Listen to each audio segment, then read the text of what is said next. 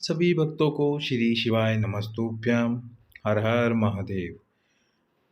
आज हम आपको शिव पंचायत के 4 बिल्कुल नए उपाय बता रहे हैं।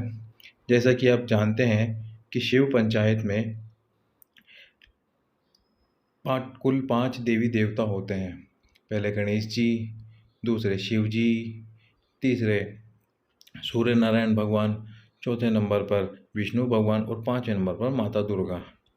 तो यदि जिनके शरीर पर धब्बे हो गए हैं, सफ़ेद धब्बे हो गए, काले धब्बे हो गए, तो वह शिव पंचायत के मंदिर में जाकर भगवान शंकर पर एक कलश जल समर्पित कीजिए।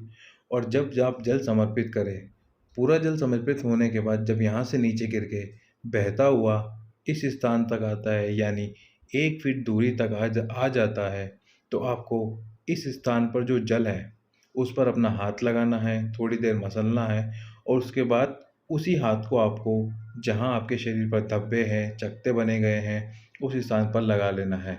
और ये उपाय आपको शिव पंचायत के मंदिर में जाकर ही करना है। शिव परिवार के मंदिर में जाकर इस उपाय को मत कीजिएगा। शिव पंचायत के उपाय में भी करना है। यह उपाय 1 फीता जल का उपाय है। प्रतिदिन आप इस उपाय को कीजिए। भगवान आपके शरीर से सभी चकत्ते और धब्बे मिटा देगा।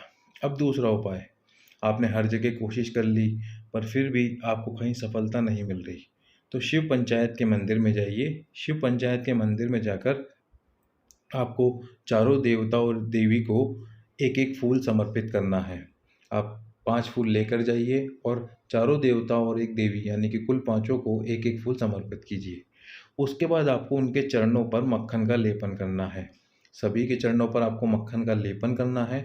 मक्खन का लेपन करने के बाद में आपको चौमुखी दिया जलाना है। 4 बत्ती वाला गाय के घी का चौमुखी दिया, जिसमें 4 बत्ती होती है। और ध्यान रखना, आपको 4 अलग-अलग बत्ती लेनी है। ऐसे नहीं कि एक ही बत्ती को इधर से भी जला दो और इधर से भी जला दो और दूसरी बत्ती को इधर से जला दो और इधर से जला दो। ये चौमुखी दिया नहीं कहलाता है। आपको 4 अलग-अलग दीप की बत्ती लेनी पड़ेगी और वो 4 मुखी दिया आपको पांचों देवी देवताओं के सामने जलाना है। मतलब एक के सामने एक, दूसरे के सामने दूसरा, इस प्रकार 5 दीप आपको जलाने हैं।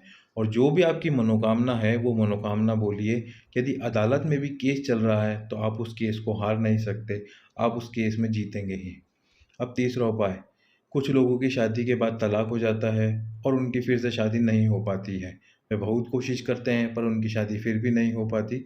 तो उसके लिए आपको शिव पंचायत में क्या करना है, आप एक कलश में थोड़ा-सा चंदन डाल लीजिए, कलश में जल भरकर उसमें थोड़ा-सा जल डाल लीजिए और एक कलश जल आपको गणेश जी पे समर्पित करना है, एक कलश जल शंकर जी पे, एक कलश जल सूर्य नारायण भगवान पे, एक कलश जल आपको माता दुर्गा पे समर्पित करना और एक कलश जल क्या कहते हैं, जो भी पाँचों देवी देवता उन पाँचों पर आपको एक-एक कलश जल समर्पित करना है और उस कलश जल में आपको थोड़ा-सा चंदन डाल लेना है।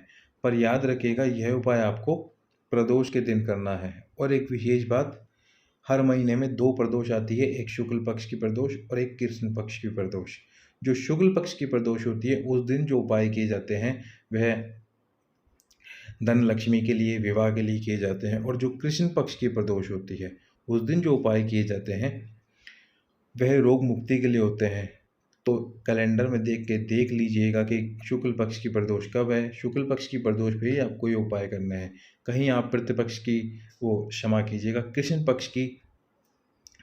पक्ष की प्रदोष पे उपाय कर ले और फिर सोचे कि हमने तो 3 बार लगातार 3 प्रदोषीय उपाय कर लिया पर हमें तो इस उपाय का फल नहीं मिला।